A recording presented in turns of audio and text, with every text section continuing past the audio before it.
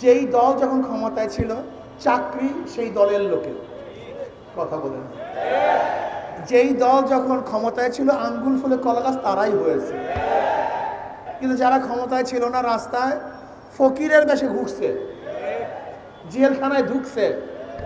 আর যারা ক্ষমতায় ছিল ফাঁসির আসামিও বুক ফুলিয়ে রাস্তায় হাঁটছে। গরিবের পেটের মধ্যে লাথি মেরে গরিবের গলা চিপে ধরে আজকে রাজনীতিকে ব্যবসা মনে করতেছে। ওদের ব্যবসার উপর আঘাত হানতে হবে। রাজনীতি করে ব্যবসার জায়গা না খ্যাতপথের জায়গা, রাজনীতি করে ব্যবসার জায়গা না সেবার জায়গা, রাজনীতি করে জুলুমের জায়গায় না, বরং এটা মাজলুম মানুষের পাশে দাঁড়াবার জায়গা। রাজনীতি মানে খুন করা নয়, রাজনীতি মানে এই দেশ থেকে মানুষকে তাড়িয়ে দেওয়া নয়, বরং রাজনীতি হলো সমস্ত মানুষের অধিকারকে বাস্তবায়ন করা।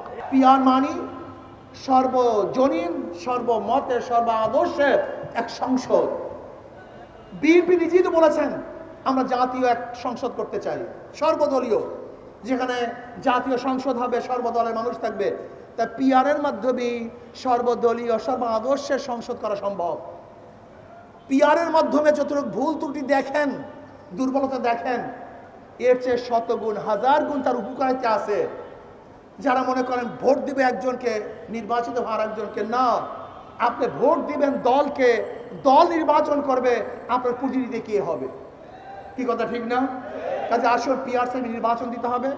যদি পিআরের বাহিনী নির্বাচন আবারও ফেসিস হবে, গোলাগুলি হবে, মারামারি হবে, ভোটের বাক্স ছিনতাই হবে, কালো টাকা সরাসরি হবে এবং সেখানে ফেসি শক্তি ব্যবহার করা হবে।